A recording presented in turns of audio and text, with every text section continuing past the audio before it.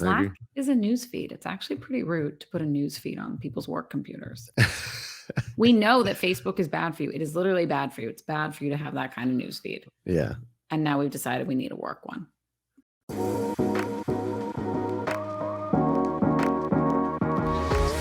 Hello and welcome to Love as a Business Strategy, a podcast that brings humanity to the workplace.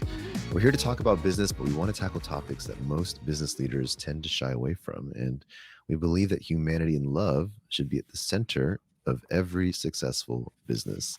I'm your host, Jeff Ma, and I am always looking to have conversations with real people, real practitioners, and real experts around different ways that love and empathy and things like that might show up in the workplace. So today my guest is McKenna Sweazey. She is a digital empathy and management speaker, author, and consultant. And she spent her career working in global organizations, managing teams around the globe, and really having a passion in helping people harness digital empathy to better connect and have success. So welcome to the show, McKenna. How are you? I'm great. Thanks for having me. Yeah, I'm gonna go just right out and ask it before we even dive into anything else. Digital empathy, that's gonna be, I already know we're gonna be talking around that. And so I want to get back to you and all your story. I definitely need to get there. But I just need to know digital empathy. Can you just sum that up for the audience? What is digital empathy? Yeah, exactly. And I think, so on the one hand, I feel like I made this up, but I actually think it's also a term that UX teams use as well. So I definitely did not make it up. But digital empathy empathy is the ability to share and understand the feelings of another. And digital empathy is the ability to do that. So sharing and particularly understanding the feelings of another over a virtual connection, anything that's not in real life, whether that's email, text, Slack, video conference. And I want to also clarify that I'm really talking about cognitive empathy when I think about it in a business sense. So cognitive empathy is the sort of the understanding and knowing what the other person's emotions are, not necessarily being affected by them. Obviously, we are humans, we are affected by them, but it's more about knowing than it is about the emotional, your own reactionary emotional aspect, because I think that can get people into places they may not want to go. But understanding how your colleagues, boss, direct reports are feeling is really critical for working well with them, both in the office and online. Absolutely. Couldn't agree more. There's a whole chapter in our book about it. But gonna dive into that. Thank you for that quick definition. Bouncing back to you, what led you from somewhere in the past doing something else to digital empathy and all the things you're doing, speaking, authoring, those things today? Yeah, I think probably the same for a lot of trends that were caused by the pandemic. It was happening, and then it really happened because of the pandemic. So obviously I've been managing teams. I've been working in a global role for a lot of my career, and that means, remote management just by default, and remote, really more like hybrid, actually. And I had been kind of taking notes, always thought I was going to write a book, loved management books, and love some of the real classics out there, How to Win Friends and Influence People. Gosh, now his name's going to escape me, Jack, the GE CEO. But a lot of those books have some real tenets in them, but they're a little bit old fashioned. But I found them really inspirational at the same time. And then the pandemic happened. And I was actually on maternity leave for the beginning part of it. And I was like, okay, I'm stuck here. The world's collapsing and I need something to do with my brain because I cannot leave the house. And that's when I sat down and really started researching the sort of scientific basis for some of the ideas that, we all know intuitively. But is there research to support that, to deny that? And then, of course, in the pandemic, there's a ton more research on what good virtual and remote working looks like. Where does I guess when you're doing this work, where does your passion center around? What are you trying to, I guess, convey, get across, or teach? Good question. So, my favorite part of work is being someone's manager, and making sure that they get to be the best version of themselves and that they get the best opportunities and the best chance to shine and the best feedback so that they can grow and learn. For me, that's like absolutely the most fun part of working. And if I have any good management skills, which I hope that I do, it trying to codify the things, the feedback that I've gotten that people have said, this is really helpful to me that you did this as my manager. That's sort of the genesis of what I am passionate about. And a lot of that was about thinking, how is this going to land with this person? How can I deliver this in a way that it reaches them correctly? Trying to put myself in their shoes and walking that line, because as I mentioned before, it's not about bending over backwards and putting yourself or the company goals on the back burner because it's going to hurt someone's feelings. Of course not. Like, we are in a corporate setting, we do have a job to get done. We are literally paid to be here and do that. But how can I put their feelings into the conversation? Also, because not only because I'm a human being, but because it's hard for people to get work done if they're feeling threatened or like they're unsafe or betrayed by their manager. So trying to really work in a way that includes those feelings, without, again, getting to the point of effective empathy and thinking that the feelings come before the business need. Yeah. I'm gonna dive right in. Let's rip the Band-Aid off, because Yes. this is a topic I'm often involved in conversations around it. And I think one of the things I get a lot is feelings and things like that are a very complicated factor in the workplace, because even if you agree that they're important, even if you're on the side of wanting to care for them, they're complicated. Like, human relationships are complicated. And so they muddy things up. There's a way to go too far. There's a way that they can get to, all sorts of things. And that's a tough challenge to try to balance those things. And so the first question I have for you when I hear about working with people on digital empathy is, how much do you see kind of the solution or the right approach? How much of it is tactical, I guess, is the way I'd put it? How much of is it like tips and tricks and things that a manager can do? And how much of it is like a mindset and an attitude around the leaders themselves, the managers? I would like to think it's a mindset, but I think that is much, much harder to change. And I don't think a book can really change your mindset. I think that is years of coaching and being surrounded by people who do it really well. I think or at least my perspective has always been tips and tricks and the little things that you can think about, and very particular examples. And, I have like everyone's favorite blog post of mine is about Slack and how I think it's passive aggressive. And whether or not you agree, I have some salient points about, like, Slack doesn't have a subject line. So when something lands in someone's inbox, like, that's just a bomb, not inbox, in their like newsfeed. It's just a bomb there. And if you needed to preface it with a subject line, maybe you should be using email.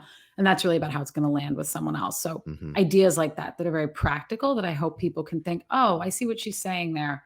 I'm not giving the person a chance to put themselves in the right mindset before they receive this message that might make them feel uncomfortable. And for some people, that activity is really natural and they're always doing that. And for some people, it's not natural. So I think those like concrete ways of looking at it can be more helpful, particularly like in our like kind of snappy culture. You want to get some ideas that you can just start using. Yeah. And also, if you are the recipient of those bombs dropping into your Slack newsfeed, like, what are ways that you can, very rationally and very from like a sort of, whether it's research based or like, very business corporate based way, say, this isn't working for me, for X, Y, and Z reasons that are like a perfectly reasonable way to expect to receive information. So yeah, I'm more of a tips and tricks kind of person. Perfect. And I think my opinion on it, I think it's a balance. I think I don't think, a manager who really has no actual care for their people and follows all the tips and tricks will not, it's going to be transparent that that's not actually working. And vice versa. If you have all the mindset, but you're not actually trying to kind of practice the right things, you're not going to succeed either. So no, thank you for that. Follow up, I guess. And if it is about tips and tricks, can you kind of share some of the big ones, I guess, Yeah. just right off the bat? And I just want to come back to one thing you just said, which I think is really interesting. I actually find it really hard to believe that you'd have a manager who is doing all the tips and tricks and where it wouldn't be. If you've seen this happen, if you have someone who's like not naturally good at something, but they're trying so hard and they're using the tips and like they have like a checklist or whatever, you're inclined to think the best. It puts them in a position, well, you know what? They're not perfect, but they're really trying to be a better manager. So I think it does. I completely agree. It is both. But like if you are really making an effort and the effort is visible, I think people, everyone likes that. They want to know you're trying. Yeah. And I think I put that out there because the reality is I've seen, and this is for those leaders out there who are trying to better their organizations. But if you come from it, even like something like this, that only from the tactical standpoint, what you'll do is you'll create a culture. You might say, hey, I talked to McKenna. She's gave me great advice. Look at these tips. I love them. And so you have all of the managers do these things. And so you do get some people who, yeah, they will practice all these things in the sense of they were kind of commanded to, in a sense. And then you do get these environments as that trickles down the ladder that this is the norm that must be done, which is good in some ways that you set those standards. But then you will find managers in pockets and things that kind of like don't understand the intent, don't understand why. All they have is the orders, and it ends up going that direction. Totally. And I think no. When you ask about like, what are some things? And I think the first one, which is more of a mindset than a tip and a trick, but it does have some very applicable actions you can take, is that transparency and trying, particularly in a remote first environment, to be as transparent as possible. So with the whys and the wherefores and the hows, and if I ask you to do something, I should be giving you as much context as I'm able to, and really maybe even over contexting, because you're missing a lot of the accidental context, the overheard conversations, the whispers, the sort of secondary relationships that people have that are not in their core work group. So being the kind of manager who, when they explain why we're going to make this policy, really sits down and tries to explain it like above and beyond. I think that's hugely important. And so anything, again, that you have this playbook for. When I think about the other thing I talk a lot about is communication channels. And I mentioned Slack. And I think, we have so many channels. My other personal favorite that I like to talk about is document commenting, because that is a huge part for a lot of knowledge workers, is working off the same PowerPoint or the same Word document or even the same Excel sheet. And you have a lot of commenting going on. I think you should change that, or you should change this.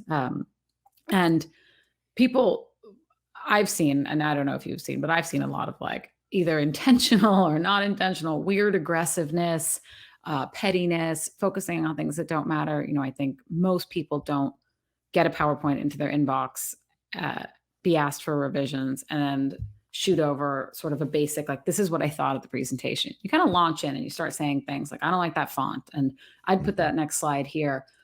And if you went through it once, you might find that actually it did make logical sense the way they were going. It wasn't the way you wanted to do it, but the reason they didn't have that slide there is because they were building a crescendo or whatever it is. And I've just had so many experiences where I thought people were going in and their goal was to give feedback because the person requested feedback, but their goal was not, I want to make this presentation or Word document or Excel or whatever, measurably better. And so I'm going to start with that sort of overarching, what can you do? And a hierarchy. You see a massive typo, maybe you don't even have to comment on it. Maybe you just change it yourself.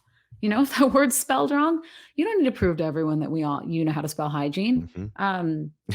So thinking about the audience for these things, thinking about, is my commentary making it measurably better? And am I going in from a place, and this is definitely empathy based, am I going in from a place on the assumption that you have done a pretty good job here? And I'm just here to like tie it up, as opposed to I'm going in and I'm looking for, I want you to make this the way I would do it, or the way I think is right. And I guess, there are some people who are master storytellers with PowerPoint, but most people, your way might just be as good as mine. It's just different.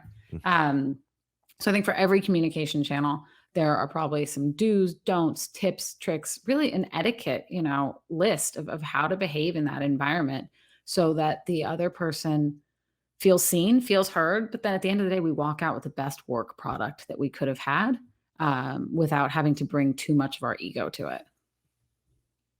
Yeah, absolutely. And yeah, I'm hearing a lot of what we just talked about, right? Like I think everything you just said to me was a mindset piece. And I know that there's tips at the end of all that, but absolutely it sounds like, you have to, when you open up a document for commenting, you have that mindset fork in the road where, do I want to have the mindset of just have kind of assuming good intent, assuming their expertise, and giving them the feedback holistically, or do I want to go in and start wrong spotting and picking it apart? That's awesome. Yeah, I think my follow-up, I guess, is I think you mentioned Slack and document. I kind of, I'm sure you have like a huge list of those tips and tricks. Like what are, give me like an example of like your favorites of like the specific kind of checklist items that tactically people should be looking for. So I'll diverge and I'll go back to everyone's other favorite one, which is virtual meetings, and thinking about the checklist there. And let's see if I can do it from memory. And this one is funny because a friend was telling me a story yesterday about how he got a calendar invite into his calendar with no agenda and no piece of information. And humans, when they don't have information, a lot of them think the worst. And you think, oh my God, am I going to get fired? It just says discussion. And I think that's something most people can feel that in their gut. You're like, when my boss sends me a calendar invite with no information, I'm like, what? Yeah. So meetings is a great one. So meetings, there's the agenda. This is like super critical. The purpose. Why are we having this meeting? Is it to inform? Is it to create something? Is it to agree on something that we have some other team has already discussed and we want everyone's buy-in? And you need to state that in the beginning. And then the guest list. And this one's funny because it's not as much a tip and a trick, or it's a little less rote. Meetings are the theater of work. We go into meetings, and who's invited and who's not invited is a part of corporate life. And you can't pretend that every meeting is going to have only perfectly the people that are action item oriented in there. That's not how it works. You do have to say, okay, but we need to invite so-and-so's boss. And actually, if we don't include HR, they're going to be really upset about it, even though we don't need their buy-in for this particular project. So acknowledging sort of the nuances in a guest list and being realistic about, this is not just about get work done. This is about being a group of human beings who get things done together. So the guest list. And then these are all my favorite topics. I love talking about this, is that the knowledge retention and distribution after a meeting. So who's taking notes? What's going to happen to those notes? How useful are those notes? Where's the action item stored? Do we walk away saying this is what we're going to get done next time? And then the roles, which is not unrelated, but I was in a meeting last week where a junior colleague just shut it down in the best way. And she said, guys, we are not following the agenda. I think we need to come back to that. We can table this point. And she just leapt in like a superhero to a meeting that was going into the weeds. And I thought, wow, she should just come to every meeting I ever go to. I love someone who really just, and actually, that's a role that I talk about, and you have sort of a chairperson, you might have a note taker, you might have some other like different functional roles, but in some companies, you really need a shut it down person who says, we're getting off topic, or like, we're done with the agenda. Meeting's over, guys, or girls, women, people. I don't want to be gendered in that. So let's go through them again. The purpose of the meeting, the agenda, huge, and that the agenda is assigned in advance. The roles. What was the last one I just said? Yeah. Anyways. Attendees. The attendees, the theater of meetings. Thank you. So I think those are, I don't remember even what your question was. I just got so excited about meetings. Yeah. Just examples and you nailed it. Yeah, absolutely. I think, looking at the workplace, as I hear you explain just meetings, my brain is flooded with all the nuances that we kind of, I guess, I wouldn't say take for granted, but I guess we don't always think about all the moving pieces in a given hour of work. So it's very, very interesting to think about how we might kind of upskill or upgrade our ability to maximize those times. I'm curious your thoughts as we've spent so many years now here in this kind of remote world that we were thrust into. There's a lot of debate around um, meetings themselves, like just how much we should be having them, what remote and asynchronous work looks like. There's different schools of thought around how to approach that. Do you have any opinions, views, or examples on that? Do I have opinions on asynchronous work? You are going to regret asking that. I have a lot of opinions. So I think there are a couple of not issues, things to keep in mind. One, for some people, the idea of like output oriented, get it done, let's all work off a Trello board asynchronously is a really pleasing way of getting their work done. And they think, yes, I just want to get things done. I had someone just comment on my blog about team building, and he was like, I would hate doing that. And I thought, how interesting, because not to say you are alone in that feeling, person, but not everyone feels that way. Some people like the theater of work, the meeting element. And so I think we'll see roles and companies begin to diverge and be very transparent in what kind of organization they are, to be able to say you want to do asynchronous work and you want to do synchronous work. The other thing is about sort of like communication biases and maybe even brain biases, in that asynchronous work is easier the better your written communication skills are. And that I have seen this, I'm sure you've seen this. You have some people who write very clear directions, they explain what's going on, they're very able to tag the right people. And you have people who, I mean, you said all the time, people who are not necessarily super empathetically minded, whose comments completely unintentionally come off as passive aggressive or frankly just aggressive, because they're not necessarily a person who's used to communicating feelings in writing. So I think that bias can be unfortunate. I have neither a good opinion or a bad opinion on either of these things. I think the more transparent we are about what makes good asynchronous work, what kinds of projects work best in this, what kinds of people work best in this, and who enjoy it the most, the easier it'll be for people to select a way of working that works for them. Because I think it can be great, but it takes more work to be very documented, to not have meetings, to spell things out in whatever tool you're using. A meeting can often be a lot faster. Not always, obviously. Sometimes they go completely in the weeds and are a total waste of time. So I think, again, and I probably said this word 15 times already, but that transparency and being really thoughtful about what makes synchronous or asynchronous remote work is necessary so that we get ourselves into the right corporation that works for us. Yeah, and it feels like much of the world and many different workplaces is currently still trying to figure that out, right? Or experimenting one way or the other. Do you have any advice, I guess, like an angle for these folks to be taking or trying next in order to find what works for them? How do they unlock their kind of digital empathy here? So one thing, just as you said this, I was thinking about, if you have I think about tech companies because I've worked in a lot of tech companies, and you maybe have product and engineering teams who, in my experience, have been more comfortable with this asynchronous work. And particularly because it's sort of output focused, right? They're trying to like turn over a new design for the web page or a new flow for the user experience.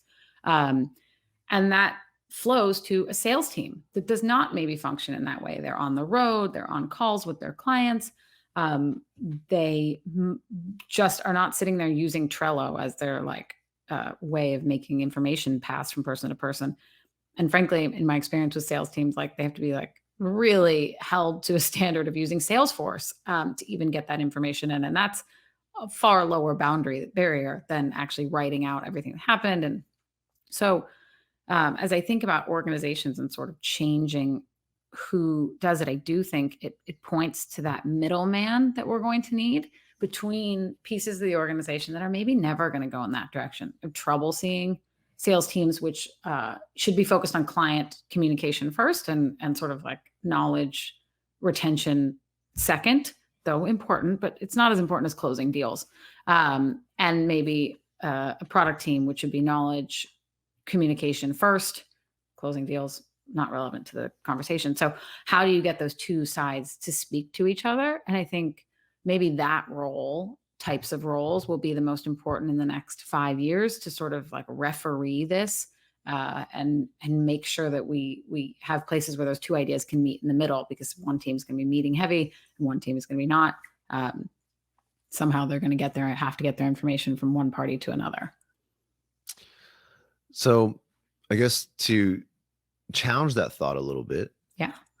Do you, from my kind of perspective and my school of thought, I lean away from the referee role, and I'm looking at the actual empathy that each of those teams has for the other team.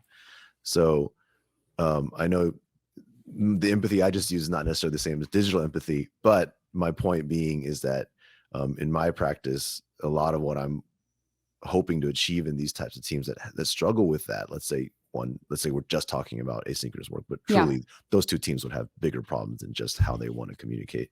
Yeah. I think, the missing piece is that, love and care, if you will, for what the others have to go through when we make a decision on this team, and it impacts them. There's either a lack of, like you said, transparency, or a lack of kind of understanding, sharing, and empathy around how these ultimately all swirl together to lead to our business outcomes, right? And so again, just not really a challenge, but more of a question around, what are your thoughts on the amount of empathy that teams have to build for each other in this digital space as we grow further and further apart?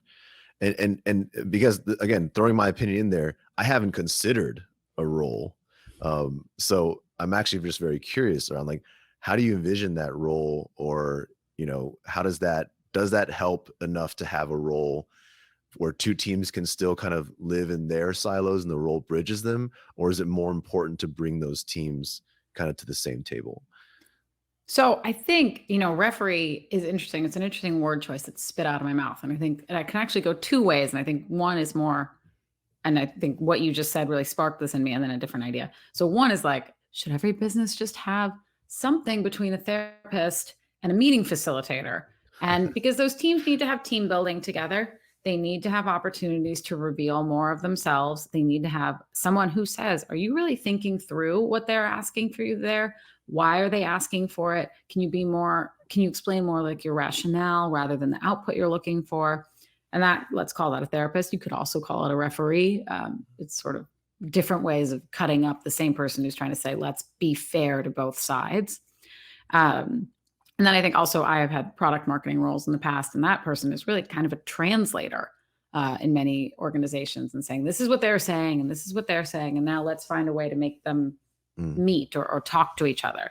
So I think in some ways that role is already built in some ways, and in others, I think it is the role of, let's call it a part of whether it's learning and development, but whoever is facilitating team building and saying, and in small organizations, this may just be a manager, saying, this is important to me that these teams connect because we have a shared work goal together.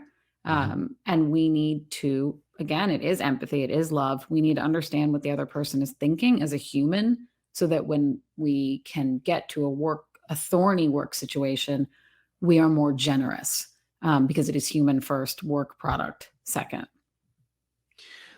As you were talking just now, I think you had me realize that whether it's intentional or not, that role already exists in every situation, right? It just could be it could be someone on the team who's the translator. A lot of what you said to me sound like coaching, but it could just be so it's like you're talking like a two-way coach, or someone like a leader, like you said, who could be guiding this team through those communications or miscommunications, stuff like that. So it makes a lot more sense to me. That was a great kind of real-time talk through of that, because I was imagining like a role dedicated to this and created for it. But I think the reality is that this role, whether we want it or not, just already exists. Like somebody's playing that role. There can just be more intentionality around how we actually kind of help that role and the people around it. That makes perfect sense to me. There's a lot more I want to hit, but I also want to make sure I have enough time to kind of talk about what's going on with you. I feel like you got a lot of changes, you got a lot of stuff going on in life. And I know you're coming out with a book. So can you tell us about all these exciting things? All these exciting things. What everyone can, how they can follow you and find out about you. Yeah. So my book is called How to Win Friends and Manage Remotely. It'll be out in September, but it is obviously available for pre-order now. And I think you really just got the 30,000 foot view of the book. It is a lot of those topics, my favorite topics, how to manage yourself, how to manage others, and kind of how to network is too specific a term, but how to work with people you're not managing in a digitally empathetic way. And it's very like practical. And, how should you think about team building as a framework so that as ideas come up, you can think about how they apply and meet the needs of the team, because things are always changing. Companies are coming up with really neat ideas for how to get teams to enjoy each other's company, but I couldn't possibly stay abreast of those in the printed form. It's changing too quickly. So that's my book. I'm super excited about it. It's obviously something I've thought a ton about. And I think there's so much room for myself, but for everyone to, get better, just be more thoughtful about some of these things. So yeah, I'm really delighted. You can, you can find it on Amazon and Barnes and Noble. Yeah, I'm excited. I definitely going to check it out. And then, writing a book is no small feat for sure, especially kind of the story you painted and the place you're at is like the exact place where like real gold comes out of these kind of like deep dives into something that we've been experiencing our whole lives. So I'm really looking forward to what you put in there, and I hope the listeners get a chance to check that out as well. Absolutely. Yeah, McKenna, thank you so much for your time today. Thank you for the wisdom and sharing openly with me today. Thanks for having this discussion. Absolutely. And thank you to the listeners, of course. Check out our book as well, Love is Business Strategy, also available on Amazon and Barnes & Noble. And if you enjoyed the podcast, as always, rate, subscribe, leave a comment, and tell a friend. So with that, we will be signing off, and we'll see you next week.